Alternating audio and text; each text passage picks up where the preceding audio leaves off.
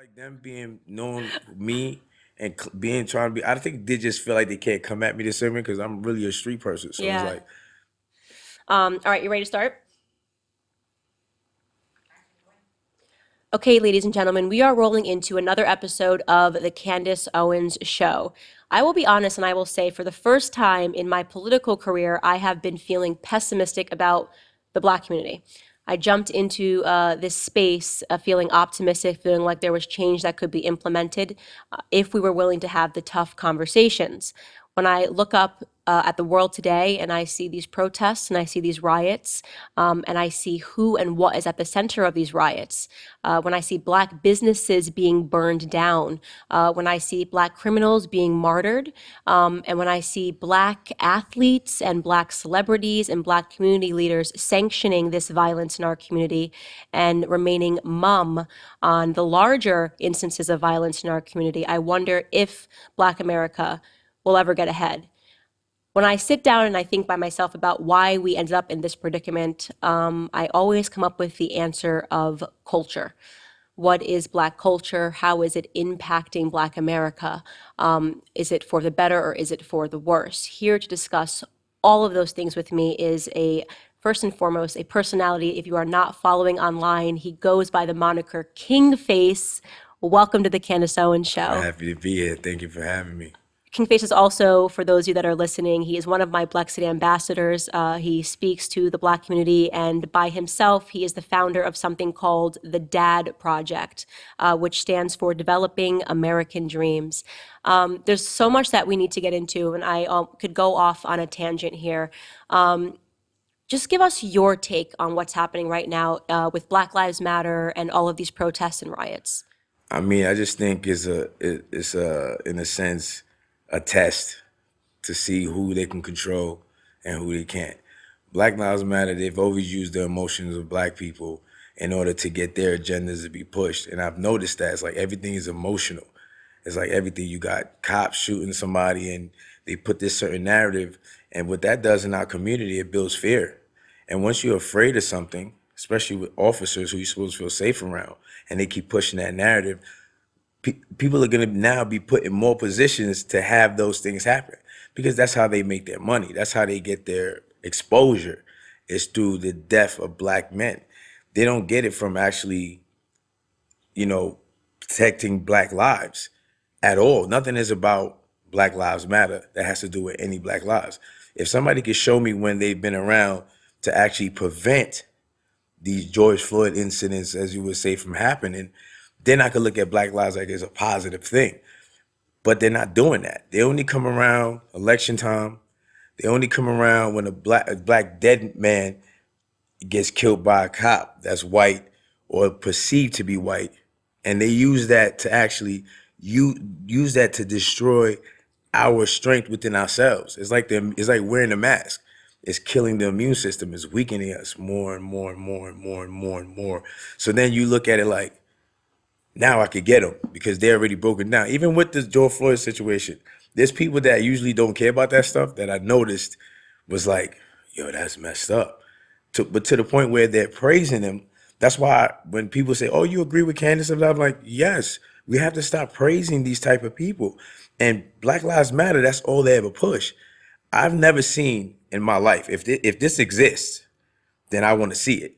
A kid going to school, minding his business, getting good grades, no record, getting shot by a cop. Is it a coincidence that everybody that's shot by a cop has a bad record? So even everyone people like George Floyd, I'm like, and you said it so perfect. I'm like, wow, it makes so much sense. How? What about that woman that he put the gun to her stomach? What do you think she's going through right now? It's like you guys are making him like the greatest guy on earth. He's probably one of the worst. Especially a pregnant woman. Like, come on, you have to have some kind of morals, no matter what crimes you're involved in. Because when I grew up, it was no women and kids. If you're dealing with somebody, it's just men on men. Kids and women, all right, we leave you. We see you walk, even in the street, like, we see you walking with your baby or your wife, all right, you got to pass for right now, bro. I catch you on the rebound. Right. There's a level of respect for women and children, and that has been written into the culture of not just America, of all societies for a very long time. Women or children are seen as the most vulnerable. And when you see a pregnant woman, and this is all I could think about, reading that story of she gets a knock at the door and somebody is pretending, just the plotting that went into this, pretending to be a part of the water department.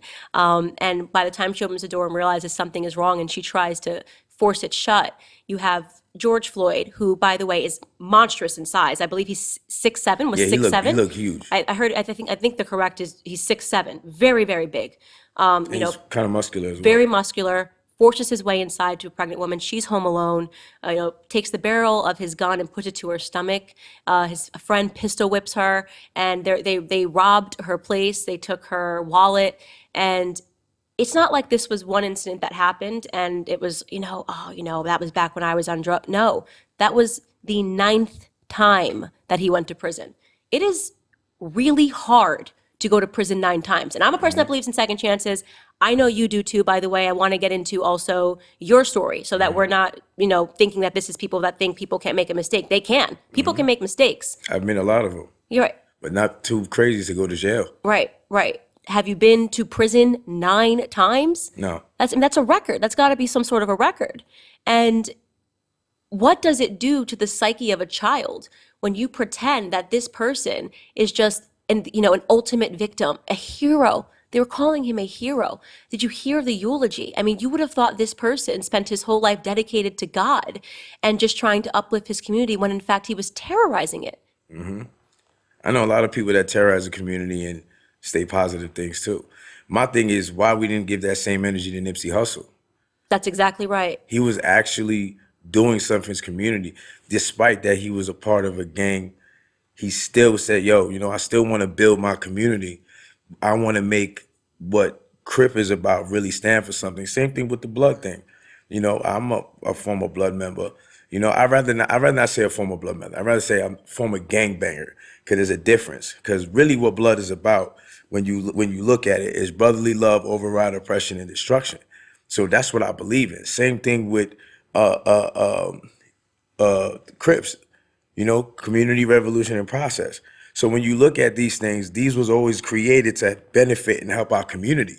It wasn't about destruction. It was about protecting our community. It was about making, doing the right things. But then through time, it became something destructive. But at the same time, you got to look at Nipsey Hussle, who comes from that gang culture that said, you know what? I want to help save lives. I want to teach my community how to build. He started building so much in his community. And it's like that man gets his life taken from another person that's involved with the same gang. So when I see this, I'm like, why did y'all didn't act like this when Nipsey died? Y'all should have been tearing up everything because he was actually building the community that you guys live in. Y'all should have, not to bring violence into it, but that dude should have been killed immediately. You know what I'm saying? But nothing happens. But then a George Floyd dies, who's not a great member of society, and he's being praised like some kind of hero. Like, listen, I understand he died in a horrible way. It was messed up. We're not going to deny that. But to praise him as somebody like he was good, no. The thing that we keep ignoring is comply. Like, comply. What is so difficult with that? What's so difficult with respect? What's so difficult about that? When I get pulled over by a cop, I don't automatically get nervous like everybody else because I know I don't have nothing in my car. The most I could do is get a ticket.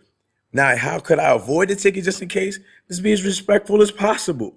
When cops pull me over, especially at night, I roll all my windows down, turn all the lights on in the car, take my key, put it on the roof of the car, and put my hand on the steering wheel. When they come, you gotta understand the fear that they have as an officer. If they approaching the car, it didn't happen many times that the news don't talk about. They get shot as soon as they walk up to the window because they don't know what they expect. That's why even now you see cops will be nervous. They'll walk in like this because they don't know what to expect.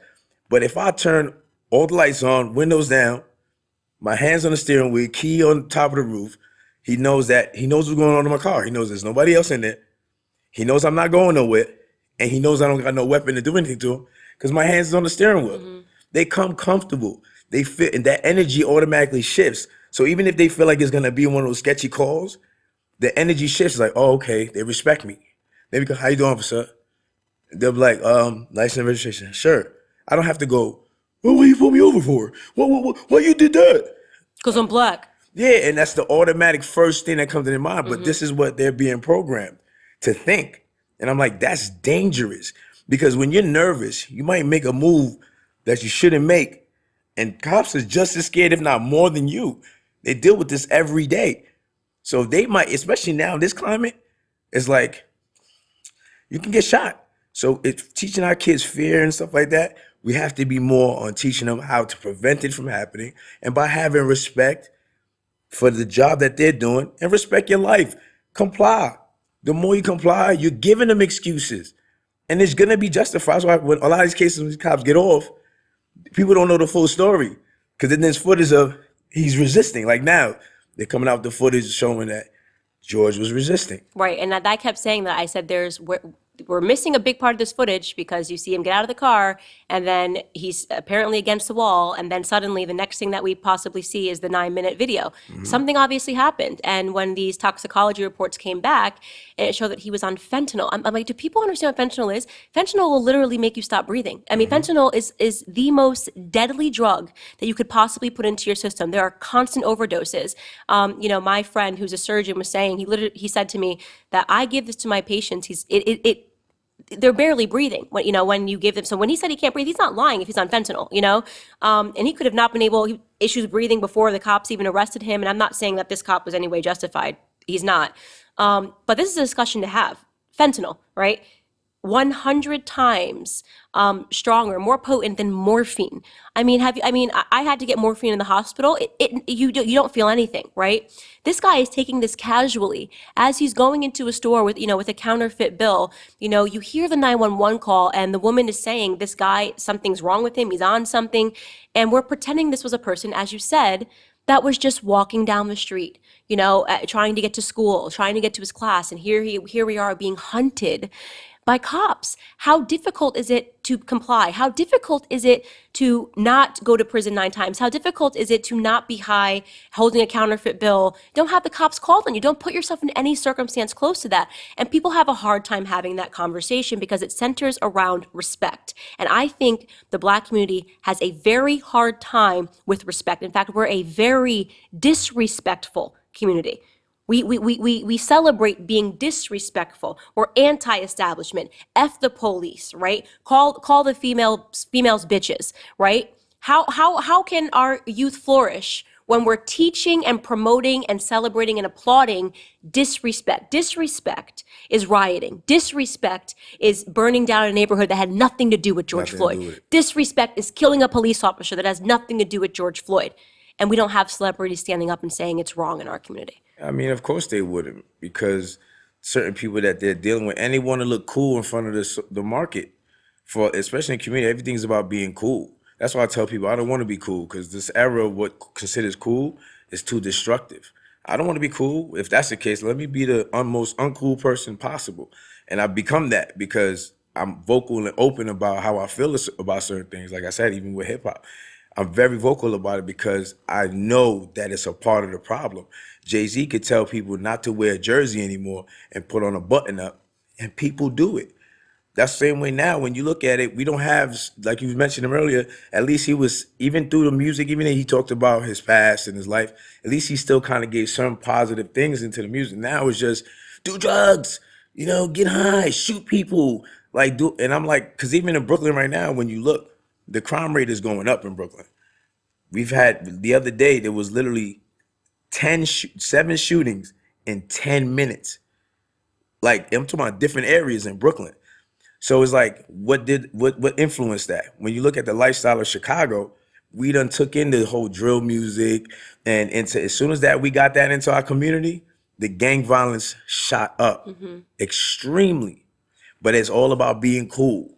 And it's like, you willing to die to be cool? It's so funny you say that because so I was just telling you offline that I added an addendum to my book on culture, and I literally said Black America has a problem with wanting to be cool. I used the exact word, and there's a quote in that chapter that I want to bring up, which was a quote that was written by Confucius, who was a Chinese philosopher. I think it was like he was a Chinese philosopher from 440 BC. I mean, long time ago. And he said, if one should desire to know whether a kingdom is well governed, if its morals are good or bad, the quality of the music will furnish the answer. And when I read that quote, I instantly thought about Black America and the quality of the music, right? What you're putting in your ear is going to tell you whether or not the morals in this community are good and bad. And I talked about the irony that, today people will say, they have this concept of what acting Black is, right? And that this is what it means to be Black. And you, therefore, Candace, are not Black because you're speaking proper English, right? Because you're not interested in having fights, because you don't have baby daddies and all this stuff going on. And the thing is I say, actually, I'm very Black. I just don't recognize this decade of being Black Yeah, because this this is culture. not what Black was in the 1940s. This is not what Black was in the 1950s. This is not when my grandfather was listening to music. The number one song was The Temptations.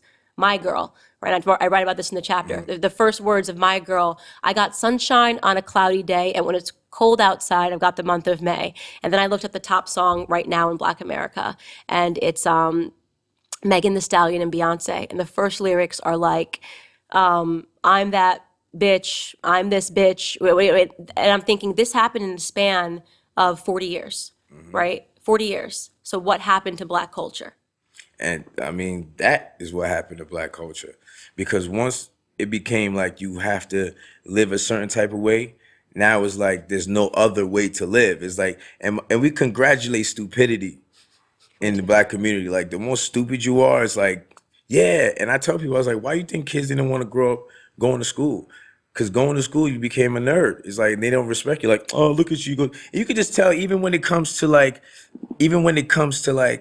people coming home from jail compared to somebody that's coming home from college, you see the difference in love and respect. And you know who gets it? The guy that comes home from jail. But the guy that just came busting his ass in college, 4 years, not getting no sleep, having to pop pills, like not drugs that keep them up for them to keep going to school, going through working, all these things, they make it happen. And the next thing you know, they come to the hood like, yo, I just got my degree. Oh, that's what's up, man. Proud of you. That's it. The guy that gets locked up comes home from jail. Yo, here's 10 stacks, bro. You know what I mean? Get yourself together, man. Da da da da da da. Get back on the block. Da da da. Like, and I'm like, why wouldn't y'all give that $10,000 to the guy that just finished college? He might have some student loans. He might need that help. And because if you put him in a position of power, making sure he good, he'll have more incentive to come back to the hood and say, yo, I want to help build something because of my success from you guys supporting me from when I was going to school. But it doesn't happen like that. They push those people away from the community. It's like, hey, every time I try to help these fools, they keep attacking me. You know what? F them. They can stay where they're at. And then they'll be like, oh, he's acting different. Like, no, you people are not realizing what y'all doing to people mentally, especially with these young kids. If you're telling them that, oh, you have to have a certain sneaker on, or you have to have certain this on, or you're not gonna be accepted. Like you said, you gotta talk in a certain type of vernacular. Is that the word? Because I'm Yeah. not really big on words. Ebonics, they Ebonics or want you to whatever, in speak order in. for you to seem like you're cool. But at the same time, even for me, like that's why I connect with a lot of them because I speak like them. I'm not great with grammar and all that extra stuff. Sometimes people tell me words, I'm like, what does that mean? What does that mean? But at the same time, I grew up in that, so I understand why they react like that. And that's dangerous for our community. It's not good. If you could see the education of us going down, down, and we're in a time where what is it that you can't do? You have access to everything. You have literally everything in your hand. Y'all carry all day, but you prefer to be on Instagram. Right, right. It's so true. And I want to go back to what you just said about, that moment where you're a person who could be from the hood and you're becoming more and more successful. And the more successful you become, the less the hood wants anything to do with you. And this is so tragic. And it reminds me of when I was starting early on. I, was able to have a conversation with a very well-known and respected Black conservative, and he warned me. He said, "You're going to get to a point where you're just going to be done with the community, right? Because you're going to realize, okay, fine, keep it the way you want, and you're going to just say, I'm just going to go be successful by yourself, right?" And I can imagine that has happened to so many. I mean, think about people like Condoleezza Rice, right? This woman started her life living in a real racist America, right? And she talks about that. I mean, you can't say this woman is not Black, but you do, right? You sit here, you say Clarence Thomas is not black. They grew up in segregated America. You say they're not black because they became successful. You know, he's the second, I think, black Supreme Court justice ever. You know, you don't celebrate him. You decided he's not black. And there are so many examples. Dr. Ben Carson. I mean, he survives almost every purity test. You talk about him. He grew up in a single parent home in a poor neighborhood in Detroit. His mother wasn't literate. He went to a school and was bullied for being black, you know, because he somehow ended up being able to go to a white school. His whole story is black. Fell in love with a black woman at, you know, at Yale, married her, he's still married to her, and you have stripped him away of his blackness. Why? Why? Right? And so if that's what it means to be black, right? What it means to be black is you have to pretend to be uneducated. You have to speak broken English. Who wants to play that? Eventually you say, okay, you know what? I'm done with this. I've tried my whole life, and they have. I mean, they tried their whole lives to help the black community, and we just rejected them. We said they're Uncle Toms and they're coons and they're race traders. What are they betraying? I A mean, broken culture? they're showing the positive sides of our culture. They're showing, and to me, that's an insult. Like, what makes you think we can't talk proper? Right. What makes you think that just because we come from somewhere, we can't make it happen? It's the same thing when I wore my MAGA hat and people made me famous for it. I'm like, I shouldn't be famous for wearing a MAGA hat. That's insulting to assume that a black person doesn't think for themselves, because that's really what it came to. Like when people go, well, why you got the hat on? Why you so with that? Why? And I'm like, because I have my own mind and I want the best. I don't care who gives us the best. As long as we're able to create solutions, what else matters? You think I can't think for myself? You think I have to be like you because everybody else says follow this, I'm supposed to follow that? Well, I've been watching you people follow the same thing forever and it's never worked. So you want me to continue the process. So you think I'm gonna be an idiot? Like that famous thing that people like to say, you know, with insanity is like if you keep doing the same thing over expecting different results, Yeah. it's insanity. So you want me to be insane with the rest of you and look stupid like the rest of you? I would not, and plus I'm not fake. I'm always gonna stick to the truth, regardless of what I'm gonna get attacked for. I don't care. It's the truth. So I'm gonna be vindicated anyway. Maybe not at that moment. We're gonna deal with the pressure, but overall in time, people like us are gonna be considered real heroes. But we keep pushing our heroes away from us, That's it. and then talking about, oh, we don't got nobody representing us. We got nobody doing this. I'm like, even when I'm in the hood and people talking junk, I'm like, bro, you got somebody that is respected by the White House, bro. Like we never had nobody that looked like me in the White House representing. I got tattoos all over my face, my hands. I'm in the White House, and you would think people would judge me. And it's like, they didn't. They love me and respect me for my mind and what I'm able to do. But if you have somebody in that position that could actually make a phone call to somebody that's in a position to help our community, why are you attacking me? Because all the people that you guys are supporting, they have no connection to anything. They may be famous, they may this, but when it comes to actual power, they don't have any. Like I'm the conduit for you guys. I'm the ear that for them to be like, yo, look, this is what's going on in the neighborhood. This is what we need. But they'll attack me for it, thinking that I'm not helping my people. I'm like, they're like, oh, you got a whole bunch of white fans. I'm like, well, my white fans, you know what they tell me in my DM? They don't go, thank you for what you're doing for us and stuff. They go, I love what you're doing for your community. They're not saying I love what you do for us as Americans. I mean, a lot of them do, but they always add, I love what you're doing for your community. But they look at it as, oh, you're just doing what they want you to do. You want to be white. I'm like, Isn't that crazy though? I mean, because some of the stuff that people say in our community, and I am convinced that we are the most racist, but somehow we've sanctioned being racist towards white people, so nobody recognizes as racism, right? So, case in point, when I posted a photo, you know, of my husband, and someone wrote, I mean, the racist comments are there for black people. This must be why she's conservative. Oh, the white man, this. I said, just imagine that reversed. Imagine a white guy is married to a black woman and he posts a photo of his black wife and a bunch of white people comment under there, oh, look, that's why you're betraying our race.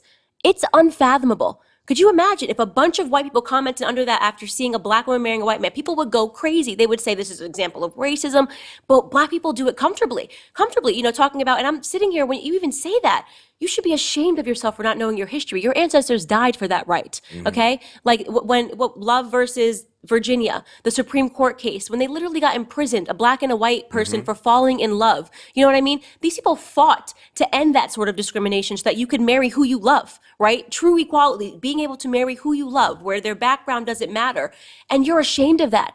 You say you want integration, but you're fighting for more segregation. You want people to hate white. I don't hate white people. I don't feel that way. And I don't feel like I have to hate white people to love my people. That's it. It's not an either or.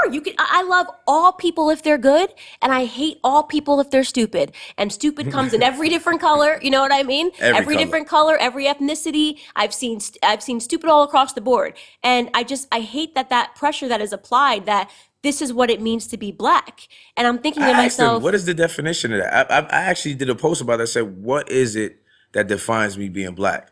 Is it because I'm doing something positive? Because if you look at it, we're only doing positive things for our community. So in order for us to be accepted as black, we have to be doing negative. You have to be killing people. You have to be popping drugs. You have to be on some dumb stuff. Like that's not what we represent. We don't come from that. Talk to me about the ones that didn't care about none of that. Like Jack Johnson, who was the first black celebrity boxer. At that time, like you said, they would go to jail. He married a white woman. He did, and he went to prison for it. And actually, it's funny because the president is the one that really told me that Pardoned story him. and why he wanted to pardon him. And to me, I think it's that part of the gap that we're facing is that there's this educational gap where you have a bunch of black people who know nothing about black history. They only know black present. They only know black media and what people are telling them and what it means to be black. And then you have that culture being acquiesced by celebrities who are largely ignorant. And, LeBron James is number one to me. I mean, he's so talented on the court, but this is not an educated man, right? And so he takes the bait and a bunch of people follow him and they go, oh, yeah, see, LeBron's actually black. LeBron, you are hurting Black America when you lie, when you don't research the fact, when you send a tweet and say we're literally being hunted, absent any facts, you're not a hero in that regard. You're not being a hero, you're being an idiot. And you're spreading that idiocy very quickly throughout our community. And your influence is huge. Your influence is huge. You have a responsibility to either shut up or read research and know your facts, right? And if you're not going to research and know your facts, then we just need you to play basketball because you're brilliant at that, right? And you should be celebrated on the court. You're an amazing talent. But when you have our people outside from behind your Bel Air multi-million-dollar mansion, right, having them run outside, moving now quickly to this defund the police, it's not going to hurt him. He's got private guards. Of course. This man has a white chef, a white guard. I said this. White chef, white gardener. He's got white people waiting on him hand and foot. Let me tell you, if that is racism, I want it today. Please, let me get more of that. Whatever LeBron James's racism is, I want that racism, right? Most definitely. Right? And, it really is. It's a broken culture. It's a broken society, and hip hop is hurting things. But I also want to talk to you about something I've realized. Even if Black Americans are aware and know their history, right? And you can get Black conservatives who understand the history much more, who understand, the ills of the left and what the left has done. But still, in that regard, they bring to the conservative side the same bad habits that I was hoping Black conservatives would be abandoning. And what I'm talking about, number one, is conflict resolution. Black Americans do not know how to resolve basic conflicts. Everything has to turn into a fight. I hate you forever. You got to draw lines. It's like you're this gang or that gang. And you still see it happening in politics. The hater mentality is big everywhere, I guess, because we come from the hater culture. Like you said, conflict resolution, right? Me personally, I had a guy that shot at me, right? 5 times in broad daylight at my old school in Queens. And that same guy, he ended up getting arrested, did 5 years. That same guy, I seen him 5 years later on Jamaica Ave in Queens. And I guess he basically like acted as if he saw a ghost. So I guess he thought it was over for him. I said, brother, look, you did 5 years, bro. Like, if you're not over it at this time, then I wouldn't know what to say. I'm over it, bro. You didn't kill me. You didn't kill nobody that I know. At the end of the day, we're both alive. The best thing we could do is just leave it alone. Do you know that same person used to come to my studio that I built in my community for people to come in and have free studio time? I taught them engineering, how to be able to record themselves so they wouldn't need anybody. And he's like my brother now. Like, literally, it's like my brother. Like, if I call him and I say I have some drama, he's going to come and handle anybody. But even though I never try to entertain that, but the whole point is we can solve issues. The mafia, the guy could have killed his brother 2 weeks ago, but because of the bigger picture, they will come together at a table and actually have a conversation to make sure nobody else dies. And I think a lot of times we get so caught up with our emotions that we don't look at the bigger picture. Right. At the end of the day, if I go and hurt him, there's somebody that loves him too. Now they're gonna come hurt somebody else, and the cycle's just gonna keep going. Who's gonna end that cycle? We have to have one person in their mind that say, you know what? I ain't gonna continue the cycle. And that's what I was about. Like, I'm not continuing this cycle because I know where it's going to go. So am I gonna let my ego and my pride take that over and add more people's lives from being destroyed?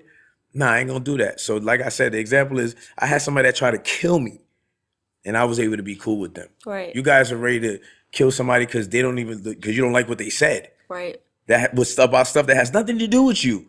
You know, oh, who you support. I hate you, I gotta kill you. I get death threats like you wouldn't even believe. Right. And I'm like, for me having my own opinion, because they don't understand how to, like you said, conflict resolutions. Yeah. They don't know how to have a real conversation to actually have an understanding of what's going on in your mind of why you choose certain things. And I attach that to intellect too. I think, as the education system continues to fail Black America, because it is failing Black America, when you can look in California and 75% of boys can't read, when you can go into Baltimore, 75% of Black boys can't pass a basic literacy exam. We can go into Baltimore and across 5 schools can't find one child that's literate, proficient in math and writing.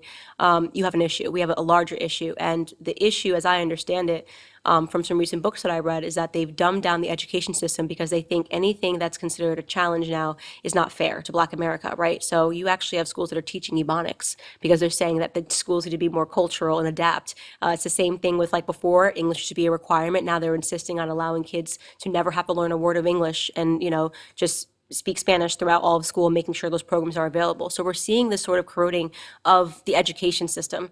And if you can't, think, right, you're not going to be able to think through a situation or a conflict, right, and say, okay, what are the benefits here? This person, I'm upset about this. What are the 3 different ways I can handle this? My thing is always pick up the phone and call someone. Don't let it get to step B. Pick up the phone, call somebody, say what you think, and let that be it, and let it be the end of it. But you see today, and I see this, and I've been shocked to see it, even amongst Black conservatives, public videos about each other. I mean, there's so few of us, that have a platform that can speak out and can be an example, right, to Black children that don't know what to make of this world, that we're hoping that will understand that conservatism is a better brand. You're calling yourself a conservative, but is how you're acting conservatively, is that really the example you want to be? This call out culture, and you likened it off camera to the rap game, like rap battle culture. What are we doing? What are we teaching people? How can we come together? It's sad that, we just got to focus more on educating the youth right now. A lot of these people are already lost. So there's really nothing you could do for somebody like that has a certain mentality because they already feel how they feel. We have to educate them from young. Even with my program, it's more about deprogramming certain things that they've been taught. And the only way you could do that is by getting them from young. We got to get them from young. We don't teach them that, oh, you can't do something because of your skin color. And we push that shit in our community. It's like we affirm it. So it's like, well, I've heard this from women. Now look, my own people telling me this every day. We're pushing that narrative, weakening our own community. And I don't think they understand when you say these things, you're hurting us. You're not helping, thinking you're putting us on. Like, you ain't putting me on the shit, bro. Like, you only telling me how weak I am, how I can't do this, how I can't do that. Like you said, with the school system, all that proves how racist they are to believe that we're not even able to read or we're not able to speak English properly. Like, I think probably I was saved because I wasn't big on school because the certain lifestyle I was living, school was not a priority. And I think maybe that kind of saved me from being indoctrinated in many ways because I'm just looking at how, the way that our kids is now is like, it's like, how could we be dumber in a time when we're supposed to be smarter? I know. But they just keep insulting us, saying, "Oh, they need help. Poor Black people." I'm like, no, poor nothing. We're not poor Black people. I don't want to be looked at that way. Like, oh, because I'm Black, I can't do this. Like, that's insulting to me. Like, I don't know how anybody else doesn't take that as an insult, but for me, That's insulting. Like, we overcame every serious issue in black for with black people. So how did we get to this point for us to believe we can't do something? Like, even when I voted for Obama the first time, everyone's like, "Oh, why you voted for me?" I was like, "I didn't vote for. I voted for him because he was black, but not the same reason why you voted for him because he was black." I was just tired of hearing black people with excuses, because every time I used to talk, I'm like, "Man, you can do whatever you want out here." I'm like, "No, we can't. We can't be president." I'm like, "Ha ha, Right. ha ha. We got one now.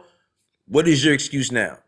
Because there's nothing we cannot do. They say, "Oh, we don't have our own airport business." I said, "Wrong again." And these are the things. "Oh, we don't have our own banks." Wrong again. Stop thinking that we can't do things, but we don't show that. So the more you don't see that, why you think these kids want to be drug dealers? Because that's the only people in their hood that they see as successful.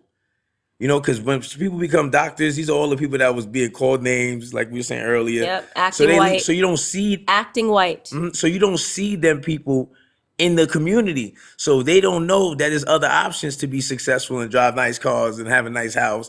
They don't see these options. The only options they get is the pimp, the drug dealer, and the scammers, and the jack boys.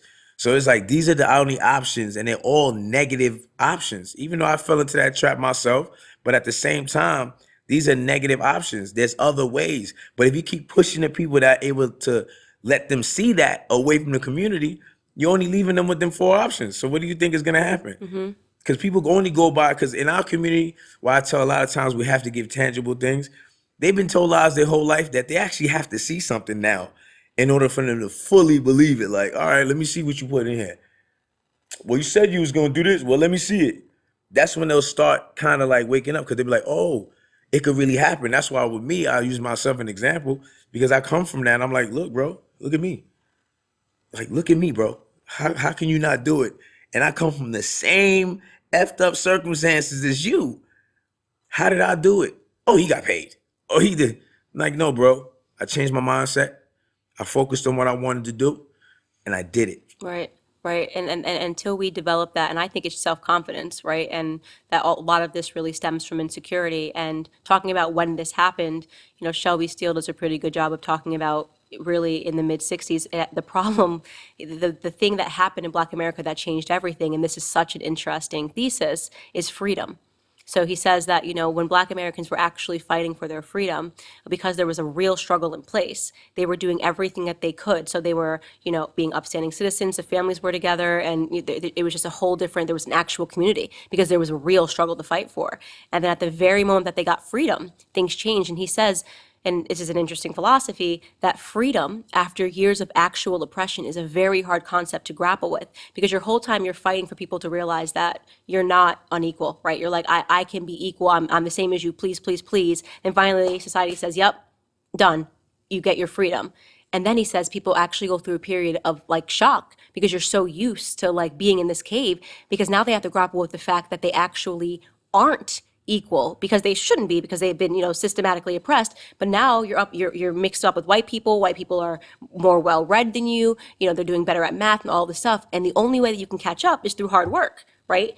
But people don't want to do that work, right? It's easier. You feel more comfortable saying, oh, well, the reason we're not there is because of systemic oppression. So you get into this, this self-defeating cycle, because the only way you're going to catch up is if you do the work, but you're not going to do the work because, you want to hide behind the boogeyman of racism now. And we've been behind the boogeyman for a very long time, right? We're not challenging our kids to do the work. We're not making our kids study harder.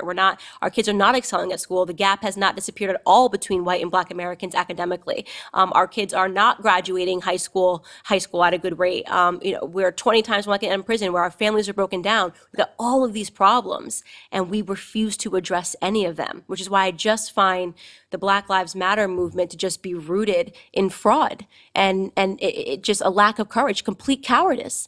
I would support that movement in a second if they were talking about what we're talking about. If they were talking about Black on Black crime, if they were talking about abortion, if they were talking about father absence, I'd be like, this is, yes, finally we are having a real discussion with ourselves, but we won't do it. Yeah, because they only focus on a specific type of problem that is the least of our problem.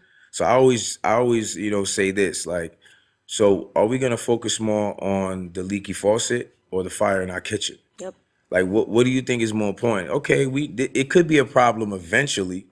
You know, if we keep letting it happen, maybe it'll become a problem eventually with the leaky faucet. Your bill might go up a little bit. The noise might be a little annoying. But if you ignore that fire, you destroy the whole house. So we have to stop letting them push those narratives because you're not focusing on the root of the problem. And to me, it's like a weed, right? Even if you cut the top, the weed will grow right back. You would have to uproot it from the root in order to stop it from growing. And this is why I tell people, like, look, at the end of the day, we have to focus on the real situations, because if we take care of the real situation, the police brutality situation would disappear. Right. Because you'll have upstanding citizens. Exactly. Police don't want to get into these confrontations with black people. You know what I mean? Yeah. So it's like, what is our problems? Fatherhoods, lack of education, Lack of culture, respect. lack Yeah. of respect. Like, so why don't we focus on those things that's really destroying our community? 'Cause I heard that T.I. goes, there's no black on black crime. I said, so what do you call black people killing black people? And he wants to say, well, white people kill white people too. But I'm like, regardless, first of all, we're not talking about white people. So don't add them into the mix, because they're not the ones out here screaming and crying and bitching out here. Like, you guys are the only ones doing it. So we have to talk about your issues because you're forcing us to talk about it. Right. So we got to speak on black crime, because we're killing each other at an alarming rate, way more than white people are killing each other. So how you telling me there's no black on black crime? Yeah, there's white on white crime. There's black on black crime. There's Asian on Asian crime. We understand we kill amongst our demographics, but we're doing it at such a high level. Right. That you have to talk about that first. Like I said, that's the fire in the kitchen. So we have to speak on that, because number one, you guys are crying all day about it. And that's a bigger issue. So if you just ignore that issue, 95% of black people are killed by other black people. Just ignore 95%. Just ignore that. And that was my problem with Black Lives Matter. It's like, why you guys are not focusing on the things that's really going to prevent that? It's because they want it to continue to happen. Right. They're race baiters. This is how they get money. Like Al Sharpton. They're not going to get nothing from an alive black person. They need a dead one that got killed by a specific circumstance in order for them to receive their money. So they have to put that fear. They have to put that hate with police. They have to talk about that all the time so they could get new business every year or every election time. So they're not trying to save anything at all. What are you trying to save? Why y'all don't have they got billions of dollars of budget. Why y'all don't go to neighborhoods and give 20 million per these bad neighborhoods to build schools or centers, make sure they have better education, make sure they have, if you guys want to private security, why they not marching from when a young black man gets killed by a stray bullet that had nothing to do with something? Why they not marching up that hood every day? Not rioting, but marching up and down every day. You think they're going to shoot anybody when that's happening? Because they can't raise millions. You could potentially save hundreds of lives just doing that. Because I think even with anybody that's doing something positive, you save one life, you could potentially save the world. You guys are not even looking to save lives. You just want to deal with dead black men. And they raise tons of money. And that's also one of the most frustrating elements is the idea, like, Candace must be getting paid so well to say what she says. No, guys. Look at your community. How much do you think they're getting paid to say what they say? This is what you don't understand. They're the ones pocketing millions of dollars, right? When George Floyd died, within 48 hours, Black Lives Matter raised $40 million. Within 48 hours. Nobody knows where the money goes. His family got 15 million. Family got 15 separate from the 40 million that was raised, right? How much money did I get for telling the truth? Zero. $0. I got haters, death threats. This is how I'm making money. Like, who do you think is cutting me a check? You think what, like, weird? I always get that. Right? Who do you think is cutting me a check to tell you the truth about who George Floyd was? Who do you think is? Thank you, Candace. Let me write you. If I wanted to make money, I jump on the Black Lives Matter side. Facts. That is where they're making. Those are the highest profit margins you can have. Find a dead black person, a white person that's responsible, and make millions, and never get questioned on where the money goes. Just disappear. Right? Spend your millions, wait 4 years, and earn the exact same millions again for the exact same scenario. And they don't get that. You're accusing the people that are telling you the truth of earning money for telling you the truth, and celebrating people that are telling you lies, that are pocketing millions and stealing it from you. That is my problem with Black Lives Matter and the perception in the media. And the reality is, we should be getting paid millions of dollars. Right? For telling the truth, right? I wish I could get millions of dollars. Why not? Right? Because we're the real Black Lives Matter movement. That's why, I didn't, because after I did the hashtag, I didn't know nobody else said it, but I pushed the whole All Black Lives Matter situation. Oh, that was you. Yeah, I saw that. Yeah. So and people was like, oh, it's All Black Lives Matter. I said, yes, we're gonna protect all Black lives. Don't just make it a specific type of black situations. Let's make it all. You want the police brutality? We can add that in there too. But let's talk about preventing fatherless homes. Let's prevent these young black women from having abortions, which I believe is a choice thing. But I feel like just having the access makes it more easier for them to even be like, oh, okay, let me just get rid of my baby. We got to stop that. We got to stop every situations. If a little baby gets shot by a stray bullet, we supposed to be there for that too. If we need education, we're supposed to be there for that too. It can't just be coming around for that one specific situation. And it's like they get mad when you say that. Like, first of all, even when I say all lives matter, where does that exclude black people at? The word all is in the equation. Why are you guys mad about that? And if they're like, oh, you're taking away from our movement, you don't have a You movement don't have any movement. to take away from. Or the message, I'm like, but this message is BS. It's not real. But they keep pushing it, and you really believe this is real. You really believe if you walk outside, you'll just get shot from a cop. People really believe that. That's sad to me. Like, if you live in that kind of lifestyle where you that afraid, you got to change the way you're living right now, because Right. that's horrible. Right. And if you really, I mean, just even pretending that we live in a racist society, I'm like, where do you go that you just see black and white people at it all the time, or Hispanic, any race? Where do you live that is your natural occurrence, that you act like you live in the 1940s? You've literally accepted a media simulation. It's just not real. I've never Go encountered walk. racism in my life ever. I mean, it's just, of course, there's going to be pocket of racists somewhere that are hiding out, right? But you're calling people racist that aren't even racist. You can't even look at a situation for what it is. You know, it's ironic. I actually, I also did a video about the two Karens in the park, as I called it. You know what I mean? Like, oh, you need your dog on a leash, and he starts harassing her, and then she says she's going to call 911, and they ruined this woman's life real quick, right? Fired from her job, dog taken away, all that stuff. And I said to my dad, imagine if it was the exact same flip scenario. If it was a black woman walking her dog in the park, not on a leash, and a white dude came up to her and started filming and said, your dog needs to be on a leash. You need to do this. Black America would have been on fire. They would have been like, she can't even walk her dog without white people coming in. You know, what's more peaceful? She's walking her puppy. We don't see it. It's always about the race. And even if you flip the races and you gave the exact same scenario, you'll get an opposite response from Black America. And to me, that's sad. It's sad that we have a lot of I can't call it Karen, right? Because I think they assume black people don't have that name Karen, but we have people that act like Karen in our community are worse, Right. like way worse than I ever seen. But they only paint that one picture because they want to push that narrative. They want us to think that people don't like us. I've never encountered racism, and the funniest thing is, like, I'll be in the hood, I'm like, and they be like, yo, man, white people racist. I'm like, boy, you ain't never hung out with white people your whole life. You've been stuck in these four corners your whole life. You never even had an encounter with white people. You never even hung around white people. How do you know? Because somebody told you? Like, I've made that mistake in my life too before, and I learned my lesson. I said, look, check this out. I've heard negative things about certain people, and I was like, I ain't gonna mess with them because of what I heard instead of what I knew. Lost out on great opportunities because of that. So it's like, why would I continue to make them same stupid moves? Because I'll meet that same person that they talk about, and I'll be like, well, I didn't see none of that. What you're talking about?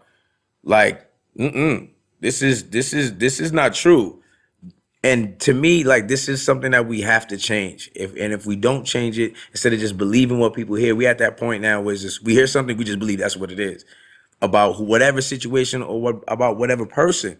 And I'm like, you're gonna ruin so many opportunities in your life with that mentality. You guys never been around no white people. Go hang with some white people, see if you feel the same way. Right. Yeah, we have to start combating the media perception with actual experiences. And I want to ask you this as a last question. Are you optimistic or pessimistic about the direction that Black America is trending toward?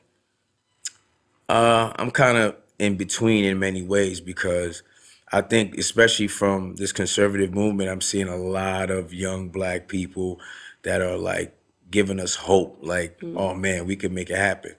But then again, you have the overpowering of the negative. So it seems like that's all they want to push and show. So we got to combat that. So when we get to where we start lessening the negatives and start showing more of the positives, then I'll probably be more on some optimistic Right. type of move. But right now I'm kind of stuck in between because it's like it's at a point where you don't know where it's gonna go. So like for me, I'm always an optimistic person. So I'm always gonna go with I'm optimistic with change because we've been through the worst and we always overcame. But it's like you said before, it's like, yo, you're doing something positive and they push you. It's like to like not even mess with them anymore because they're attacking you for it. But like I said, man, I'm optimistic, so I'm gonna go. I'm gonna wait, go towards the optimistic side and say, listen, I think we're gonna have a major change soon, especially if people like us continue to do what we're doing. Eventually, people are gonna wake up because I seen it. I got hundreds of thousands of people that hit me up like, yo, you changed my life, bro. Like I used to think this type of way, and now listening to you. So I know people want to listen because at the end of the day, as we continue to tell the truth, whether we get backlash for it or not, eventually the truth is going to prevail. You cannot beat the truth. It doesn't matter how long the battle is with the lie. The truth is always gonna win. Oof, I love that. That's so powerful. I love that. All right. Well, we wrap every episode with allowing you to leave a face message for the world. So if you could, in 2 minutes, say something that you hope would fall on the ears of every single person, not just in our community, in the larger American community and throughout the world, and you think that it could impact change, what would it be? You're going to look I don't at, even need you 2 minutes. don't even need 2 minutes. You're right now. It's one word. All right. Well, hold on. I'm going to introduce you.